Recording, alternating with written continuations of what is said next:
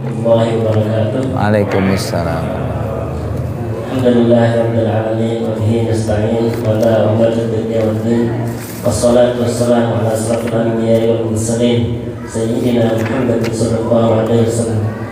Alhamdulillah, puji syukur kita panjatkan kehadirat Allah Subhanahu wa taala dengan berbagai limpahan nikmatnya. Kita bisa kumpul kembali dalam ta'lim Ahad sore bersama Ustaz Lalan Suherman. Alhamdulillah beliau hadir meskipun dalam keadaan hujan, Pak. Alhamdulillah. Salam dan salam senantiasa kita sampaikan pada junjungan Nabi Muhammad sallallahu alaihi wasallam, kepada keluarganya, sahabatnya, dan insyaallah kita semua mendapatkan syafaat kelak di yaumil akhir. Amin insyaallah. Malam hari ini kajian tafsir Quran kita melanjutkan surat Ad-Duha. Sebelum kita mulai kajian Ahad malam ini, marilah kita buka dan sama-sama membaca lafaz basmalah. Bismillahirrahmanirrahim. Pada Ustaz Lalan Suherman kami persilakan. Masing-masing.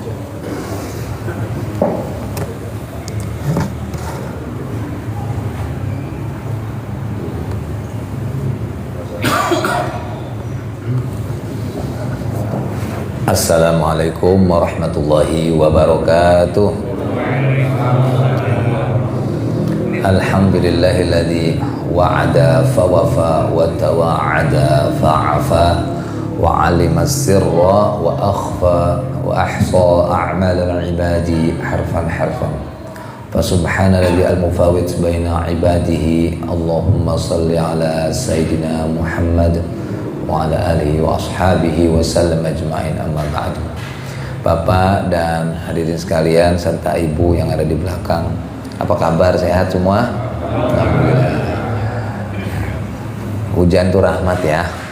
Kalau kita bilang hujan awet amat ya, itu berarti kita lagi merasa nikmat Allah tuh nggak berhenti-berhentinya gitu. Asal jangan rundel aja. Ya, hujan awet amat sih. Nah, kalau ada sihnya baru tuh beda. Kalau bilang hujan awet ya alhamdulillah. Gitu ya. Saya juga tadi mau kerja bakti nggak jadi. Ya, emang takut sama hujan. Padahal kalau kita main hujan-hujanan kayak waktu zaman masih kecil nggak ada yang ngomelin ya. Sehat insya Allah.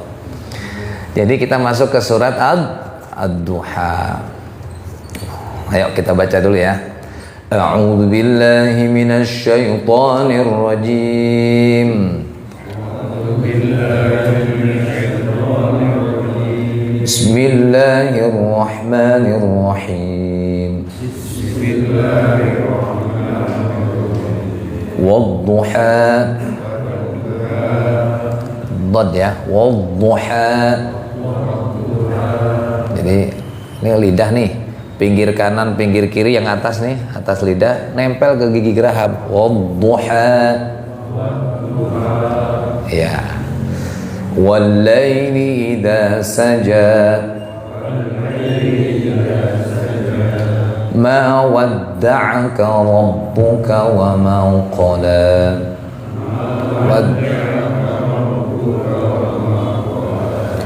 وَلَلْآخِرَةُ خَيْرٌ لَكَ مِنَ الْأُولَى.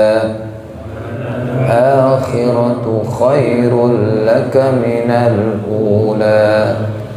وَلَسَوْفَ يُعْطِيكَ رَبُّكَ فَتَرْضَى. سَوْفَ يُعْطِيكَ رَبُّكَ فَتَرْضَى. أَلَمْ يَجِدْكَ يَتِيمًا فآوى. يجدك يتيما فآوى ووجدك ضالا فهدى. ووجدك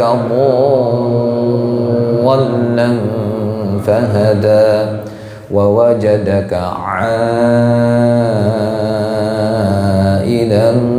فأغنى. ووجدك عائلا فأغنى. فأما اليتيم فلا تقهر. fa'ammal yatima fala taqhar wa ammas sa'ila fala tanhar wa ammas sa'ila fala tanhar wa amma bi ni'mati rabbika fahaddits wa amma bi ni'mati rabbika fahaddits. Shadaqallahul azim. Baik Bapak dan saudara-saudara sekalian, surat ini sudah ma'ruf ya, kita sering baca, kenal. Mungkin kalau orang bilang surat Ad-Duha itu sudah familiar. Satu memang namanya Ad-Duha ya, waktu duha. Terus ini surat ini biasanya gandeng dengan surah Alam Nashrah, Atin dan seterusnya. Dan cara membacanya juga insya Allah tidak sukar ya, mudah membacanya. Nah, di dalam riwayat ini ada kalau membaca surat Ad-Duha habis itu takbir. Habis itu takbir. Allahu Akbar. Allahu Akbar. La ilaha illallah wallahu akbar. Ya. Jadi setelah baca surat Ad-Duha baca takbir itu. Allahu Akbar. Kenapa ini?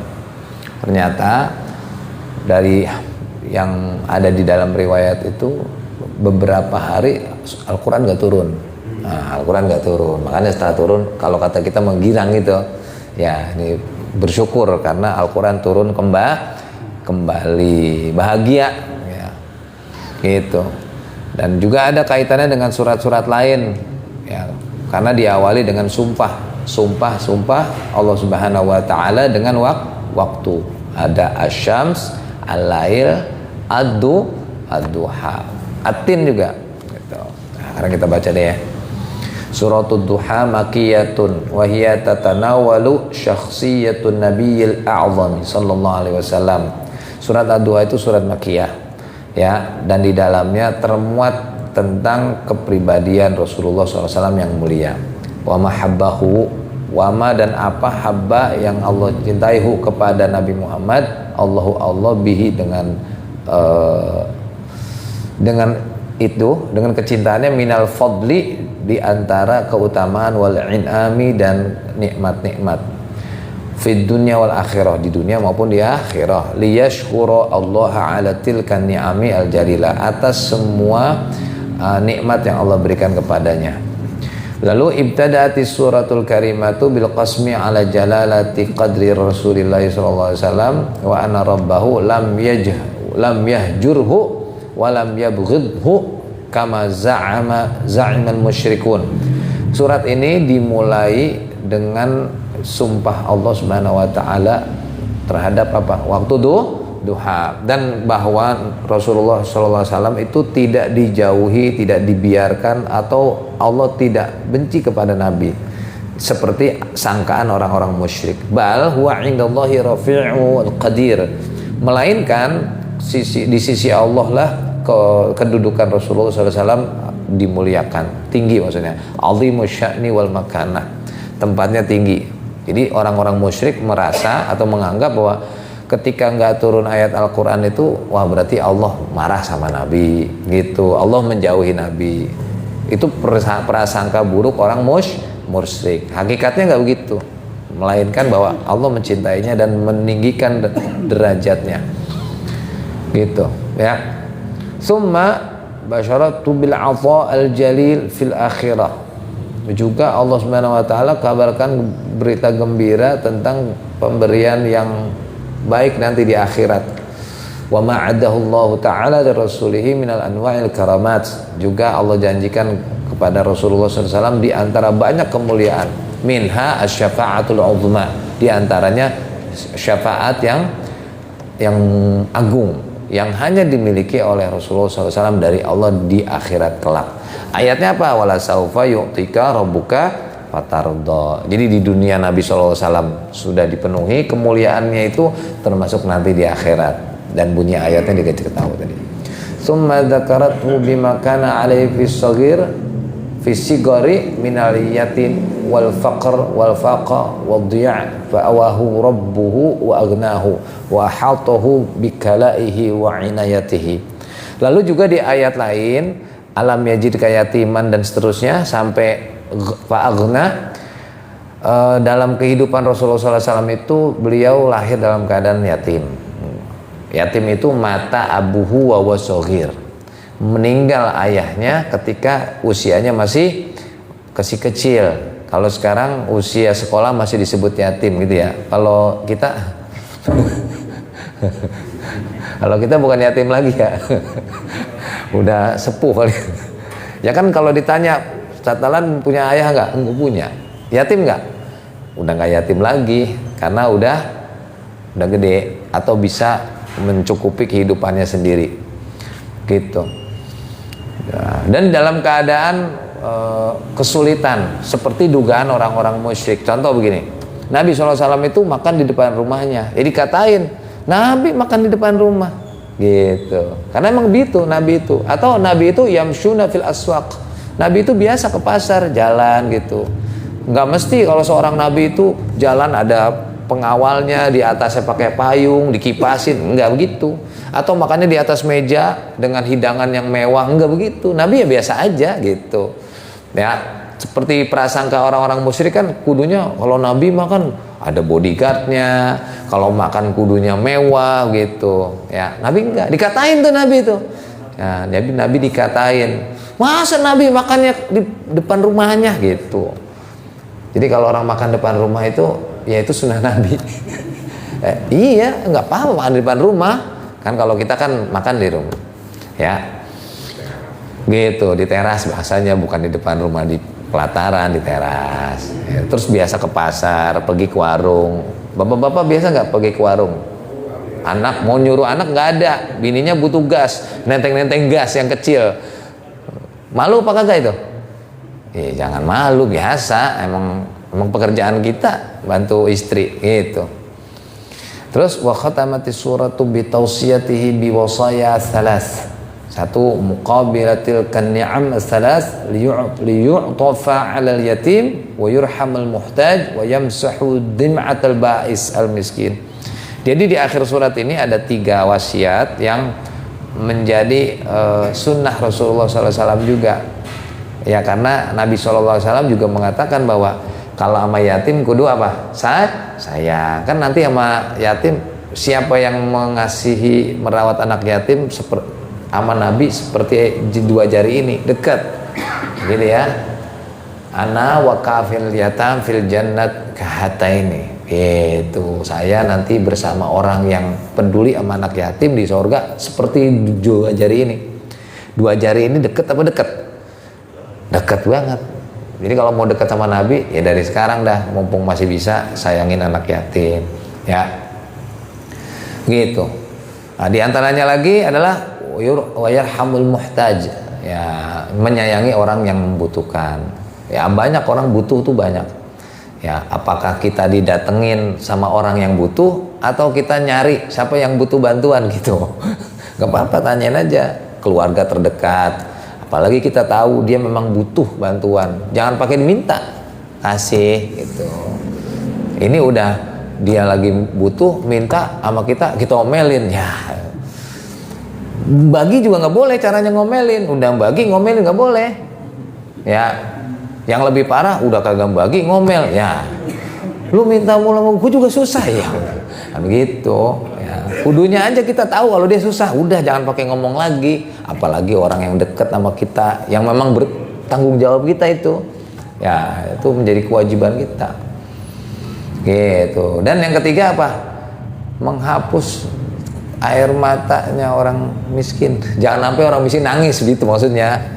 Orang miskin nangis, ya wajar ya, susah hidupnya. Nah, bagaimana caranya biar dia nggak nangis, tapi tersenyum? Gimana tuh, bisa nggak?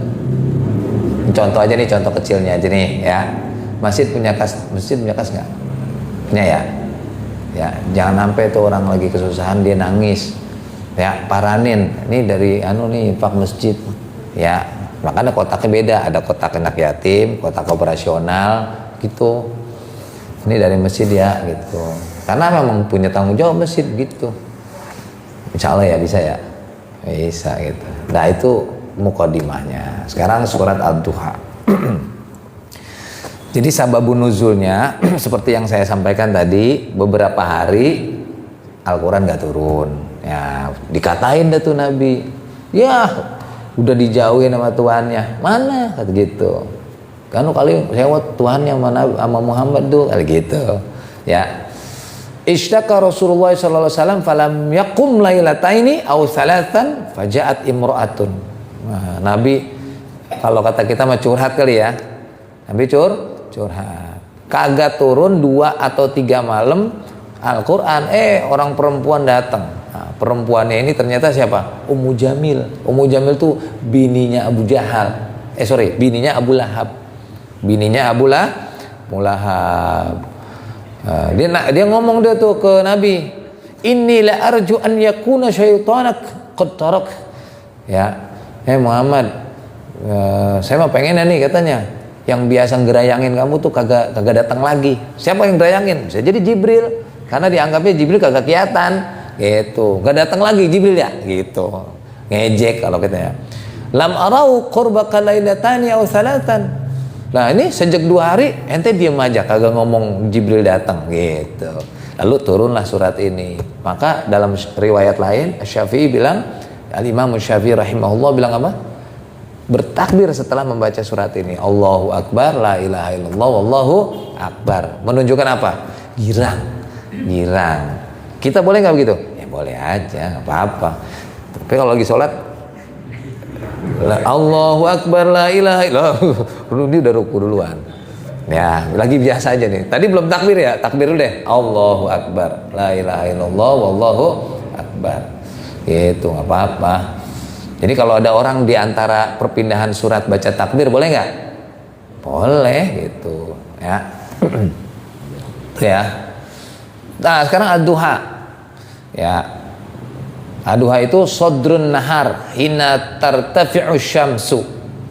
Ya, jadi sodrun nahar itu kalau kita bilang awal siang bisa. Kalau di dalam fikih Syafi'i, anak onta kalau lagi berjemur udah panas, udah kepanasan. Nah, kalau jam 7 udah panas belum? Kalau di Arab panas. Kalau di Arab panas. Kalau di sini teduh, apalagi depannya pun alpukat ya gitu. Tapi yang namanya terik matahari, ya namanya terik kan sama ya, mau di sono di sini sama, cuman bedanya di sini banyak pohon gitu. Terus tropis kan lebih dingin ya kan, kalau di sono lebih anget ya. Kalau memang jam 7 udah wayahnya sholat duha, ya sholat duha. Maka ada begini, itu dia kenapa itu pulang keluar dari masjid sholat dulu, sholat suruh, kan kagak boleh. Masa lagi terbit matahari sholat sunnah? Nggak boleh. Oh itu sholat duha di awal waktu katanya gitu. Sholat duha di awal waktu gitu. Ya. Terus juga pas sebelum zuhur. Ya, ketika sebelum zuhur kan masih pukul 11-an tuh ya. Habis wudu kemudian 2 rakaat. Karena masih ada waktu duha. Karena awal siang. Gitu. Berapa jumlahnya? Kalau kagak sempet sholat qobliyah subuh 12. Qobliyah subuh kan gak ditinggal Nabi. Ternyata kita tinggalin tuh tadi. Karena siangan lah, orang udah rakaat 1 baru bangun kita. Atau pas azan baru bangun lah, ke kamar mandi berapa lamanya. Akhirnya nyampe ke masjid udah takbir sholat subuh. Makanya kalau subuh jangan buru-buru qomat. Kalau ada orang yang baru bangun kan kesianan dia tuh, ketinggalan apa? Qobla subuh. Di sini berapa menit, Ustaz? Ya bentar amat. Kalau subuh ya lamaan dikit dah gitu. Apalagi kalau imam belum datang, jangan buru-buru qomat. Oh no, biar. Apanya? Ya yang penting sholat qobla subuh. Kan ada orang yang pengennya di masjid. Emang apa di masjid sholat qobla subuhnya? Biar saya nggak ketinggalan sholat qobla subuh. Kalau di rumah, saya kalau sholat di rumah nyampe sini udah rakaat pertama jadi masbuk. Kan dia nggak mau juga jadi masbuk. Ini sih saran biar apa qobla subuhnya orang kagak ketinggalan gitu. Jadi sholat duha Jumlahnya berapa? Paling banyak kalau nggak sempat sholat qabla subuh 12. Paling sedikit ya paling 2 rakaat atau bahkan 4. 2 gitu. Ya. Wa aqsama bil laili idza ishtadda dhalamahu wa ghatam kulla syai'in fil wujudi. Ibnu Abbas bilang kalau Allah bersumpah demi malam ketika saja itu malamnya tuh karena matahari kagak di situ gitu. Sebenarnya malam dan siang itu kalau menurut ilmu astronomi, mataharinya di sebelah sono kealingan gitu, kealingan. Padahal dianya mataharinya ada, kagak pernah redup gitu. Cuman tertutup, makanya gelap, poek gitu.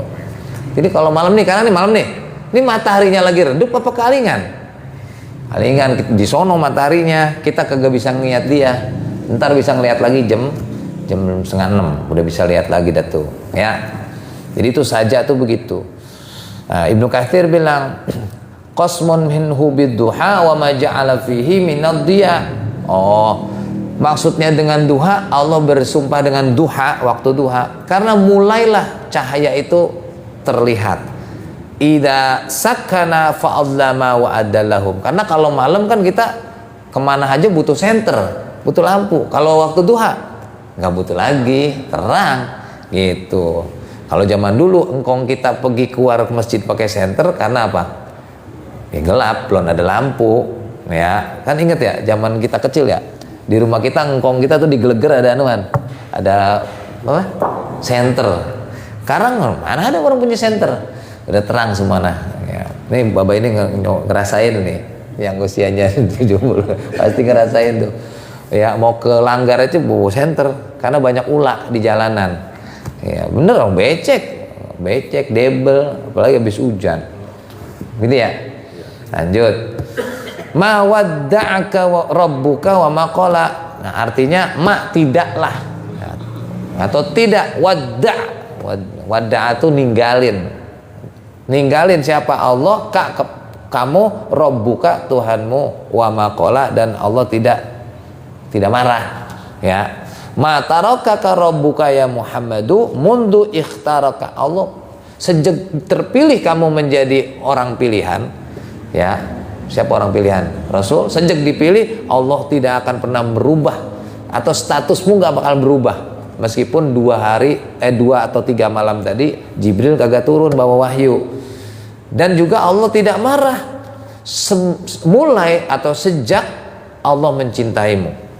Bayangin, sebelum ada alam semesta itu sudah disebut namanya gitu, ya. Jadi status Rasulullah SAW yang dicintai oleh Allah tidak akan pernah berubah meski tadi 2-3 malam Jibril tidak datang membawa wahyu. Kenapa? Raddun 'alal musyrikina hina qalu. Itu sebagai bantahan, jawaban ketika bininya siapa tadi? Bininya Abu Lahab ngatain hajarahu rabbahu gitu. Hajarahu, udah Allah Tuhannya udah jauhin dia. Ini jadi dijawab ini. Ya. Selanjutnya, walal akhiratu, dan sungguh akhirat atau hari akhir setelah kehidupan ini berakhir, khairun, lebih baik laka bagimu minal ula, daripada kehidupan dunia. Walad darul akhirati khairun laka ya Muhammadu min hadhil hayati dunya. Kenapa? Li'annal akhirata baqiyatun wad dunya faniyatun. Walihada kana alaihi salam yaqulu Allahumma la 'isha illa 'ishul akhirah. Kehidupan akhirat lebih baik bagimu ya Muhammad daripada kehidupan di dunia ini, karena dunia ini berakhir, sementara akhirat abadi. Sehingga Nabi SAW berdoa, ya Allah, janganlah engkau hidupkan aku melainkan kehidupan yang abadi nanti di akhirat. Jadi kalau kita minta umur panjang, kira-kira pantas apa kagak? Minta umur panjang pas apa kagak? Nah, makanya pas lagi hidup gini doanya, waj'alil hayata ziyadatan li fi kulli khairin. Begitu doanya. Ya Allah, jadikanlah kehidupanku ini kehidupan yang di dalamnya penuh dengan kebaikan. Jangan minta umur panjang. Kalau minta umur panjang terus kagak baik hidupnya, lah ngapain banyak-banyakin dosa? Gitu. Nah, di ujung akhir doanya waj'alil mauta rahatan li fi kulli syarrin. Dan jadikanlah dan matikanlah aku kalau aku mati itu, atau jadikanlah kematianku sebagai apa? Sebagai penyetop ya dari keburukan-keburukanku. Jadi kalau orang sadar berbuat buruk mulu, mendingan minta mati aja. Ya ngapa? Daripada dia banyak dosa. Gitu. Jadi kalau ada orang baik meninggal, itu namanya itu namanya istirahat dari apa? Kemelut dan kesibukan dunia ini. Sementara orang yang nggak baik meninggal, itu diistirahatkan oleh Allah. Kenapa? Ya biar nggak berbuat onar mulu. Gitu. Jadi kalau orang baik mati meninggal, kita bilang apa? Sedih kan? Tapi kalau orang yang nggak baik meninggal gimana? Alhamdulillah, baiknya udah kagak ada dia. Gitu. Ini kata surat ini, walal akhiratu khairun laka minad dunya. Gitu. Jadi jangan minta dunia yang banyak. Ya. Jadi kalau mau doanya itu waj'alil gimana? Waj'alil hayata, coba waj'alil hayata ziyadatan li fi kulli khair. Kalau kita hidup terus hidup, bukan terus hidup maksudnya. Tadi pagi hidup nggak? Hidup ya. Siang, sore, besok minta hidup lagi apa enggak? Kan belum tahu ya. Jadi doa tuh malamnya tuh. Termasuk mau tidur doa. Allahumma aslamtu nafsi ilaika wa wajjahtu wajhi ilaika wa fawwadtu amri ilaika walja'tu dhahri ilaika raghbatan wa rahbatan ilaika la malja'a wa la manja minka illa ilaika amantu bi kitabika alladzi anzalta wa bi nabiyyika alladzi arsalta. Tidur dah, baca-bacaan sampai ngantuk. Siapa yang baca doa itu sebelum tidur kagak hidup lagi, bersih dirinya. Tapi kalau yang baca doa itu kemudian dia bangun, maka dia akan mendapatkan kebaikan. Saya tanya, baca doa itu nggak kalau mau tidur? Nah ya, gimana doanya? Allahumma aslamtu nafsi ilaika. Apa doanya ya? Kak, kalau mau tidur doanya apa? Mau tidur? Bismika Allahumma ya, bismika. Iya nggak apa-apa, kan itu mau bacaan biasa itu paling pendek. Habis itu tidur bahan sambil zikir gitu ya, jangan sambil dengerin musik. Mau tidur dengerin musik ya jangan. Kalau bisa sambil zikir, sebut nama Allah ya. Kalaupun kita nanti bangunnya terus mendapatkan kebaik. Kalau nggak bangun lagi, bersih. Itu ya. Ayo doa. Allahumma la aisha illa aishul akhirah. Ya Allah, jangan engkau hidupkan aku kecuali kehidupan yang abadi. Di mana? Di akhirat. Gitu. Kalau kita minta hidup di dunia, dunia juga sementara. Ya, baik. Tuh, walau saufa yu'tika, walau saufa, dan sungguh nanti yu'ti dia memberi, siapa? Allah kepadamu, Rabbuka Tuhanmu, fatardo, lalu dia ridho. Ya, nah yang dimaksud wala saufa yu'tika rabbuka fatardo itu adalah syafaat. Ada apa? Syafaat. Nanti di akhirat cuma nabi yang dapat ya. Wa ghairu dzalika illa antardo. Dan selain dari itu sampai Allah Subhanahu wa taala betul-betul ridho. Dalam Mukhtarul Ahadits itu ada hadis pertama. Khazin itu penjaga surga. Man anta? Kamu siapa? Saya Muhammad, saya yang pegang kunci surga, bukan main. Jadi sebelum orang lain pada masuk, Nabi SAW yang membawa dan membukanya. Masya Allah. Allahumma salli ala Sayyidina Muhammad wa ala Sayyidina Muhammad. Ya. Nah, syafaat Rasulullah SAW buat siapa? Buat hatta yarda, sampai Rasulullah SAW betul ya puas. Jadi ada puas, ada rela. Saya ulangi, ada puas, ada rela. Itu bahasa Indonesia ya. Contoh. Bapak ridho nggak Pak? Itu artinya apa Pak? Bapak puas nggak? Tapi ada juga konotasinya, Bapak rela nggak?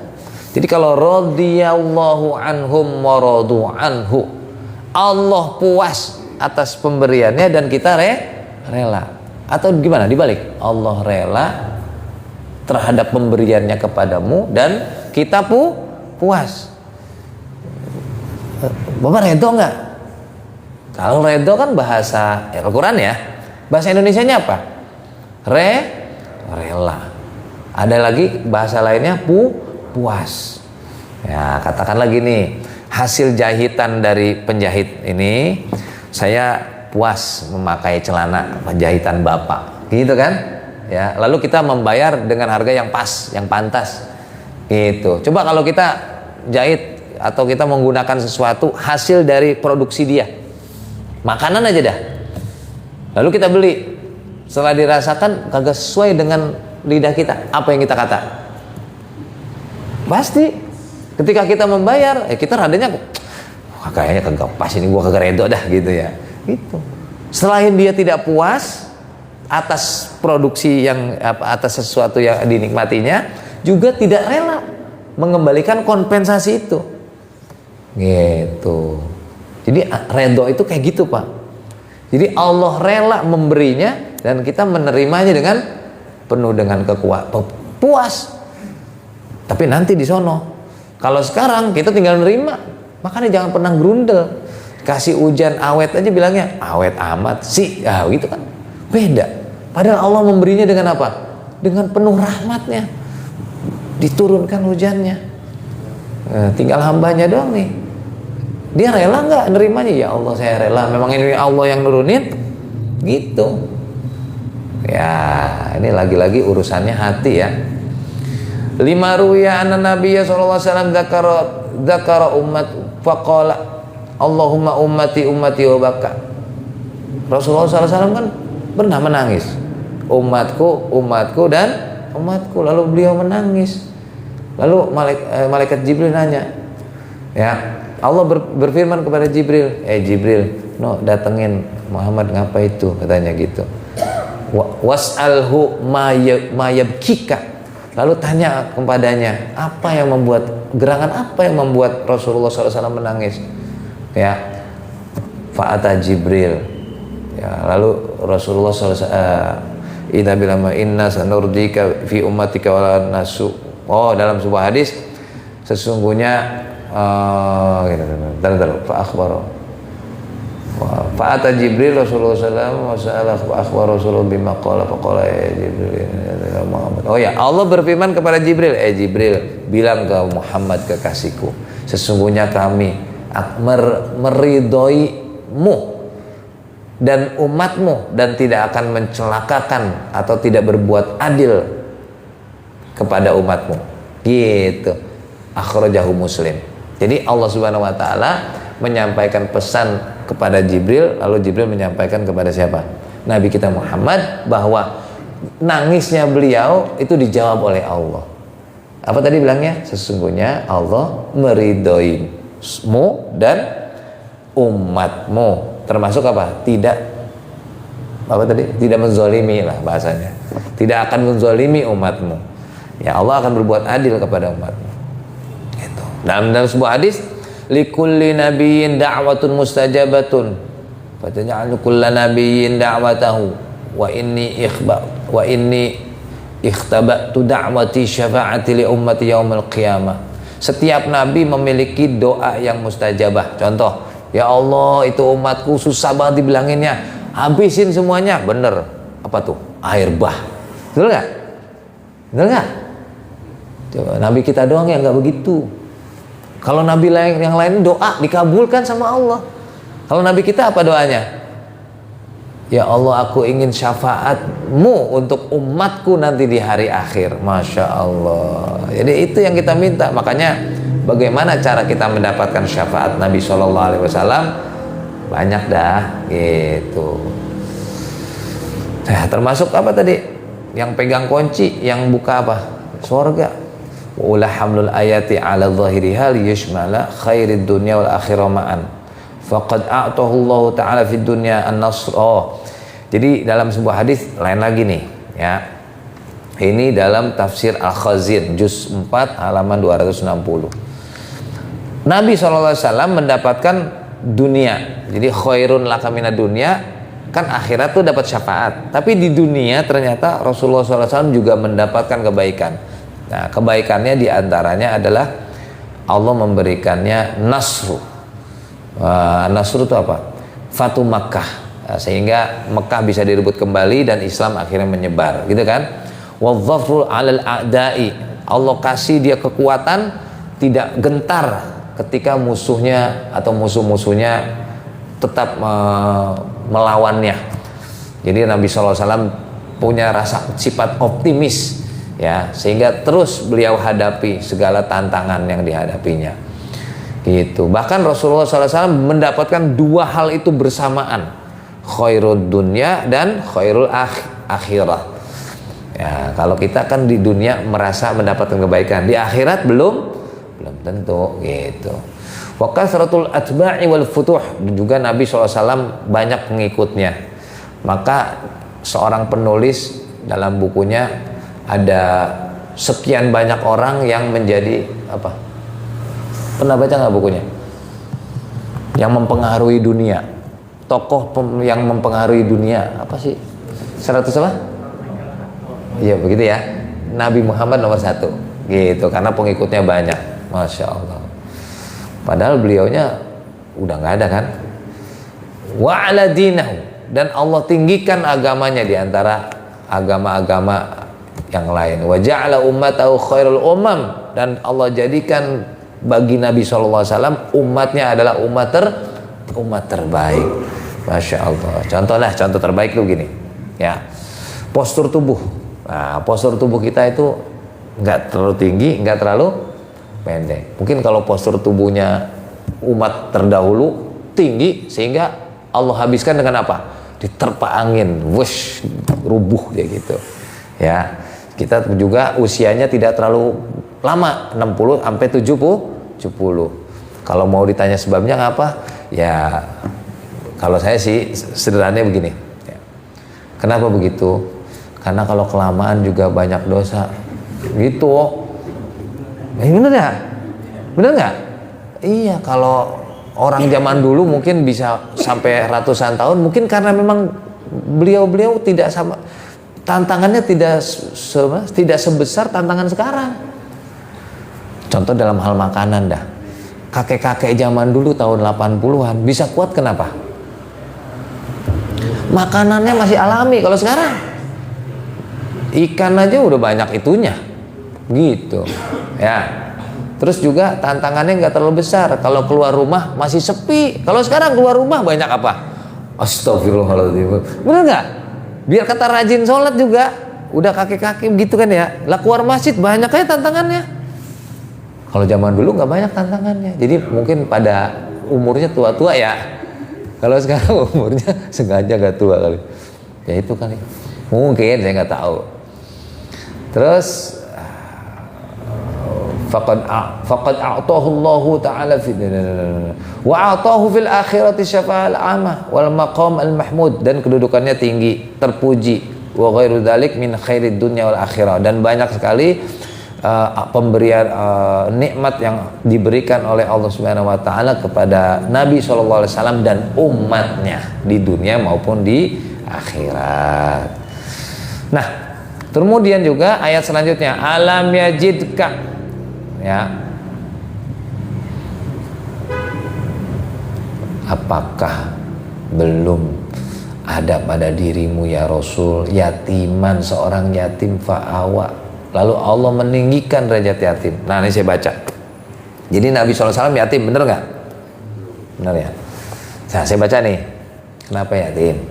Karena emang takdirnya begitu. Yang kedua, ya, Nabi SAW itu menjadi nabi bukan karena bapaknya seorang nabi gitu. Sehingga apa dalam berdakwah? Contoh, Kaisar di Quds, Al-Quds nanya ke Abu Sufyan, Abu Sufyan, yang kamu lagi omongin itu, yang namanya Muhammad, itu dari keluarga kaya bukan? Bukan. Bahkan dia yatim dari kecil. Beda kalau keluar dari keluarga kaya terus punya pamor dari ayahnya. Oh gitu, beda. Terus masih ada hubungan kekerabatan? Masih. Kenapa banyak pengikutnya? Kenapa berpengaruh sehingga kamu sampai betul-betul mencari dia, bahkan memusuhinya? Jadi pengaruh Nabi SAW itu bukan karena ayahnya, bukan karena harta dan kedudukannya, tapi Masya Allah lahir yatim gitu, dan tidak ada predikat atau disandangnya seorang yang kaya raya. Kalau pedagang jujur, iya, Rasulullah pedagang jujur dan berhasil, sukses sampai akhirnya Khadijah binti Khuwailid Ummul Mukminin menjadikannya karyawan, dan akhirnya apa? Menjadi suaminya.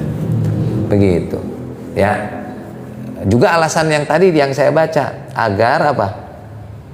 Kita bisa memelihara anak yatim atau menyayangi anak yatim. Coba sejarahnya gini.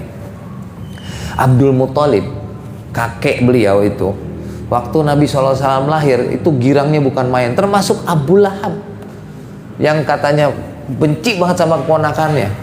Di antara bencinya tuh gini, Abu Lahab di depan rumahnya ditaruhin daging yang busuk.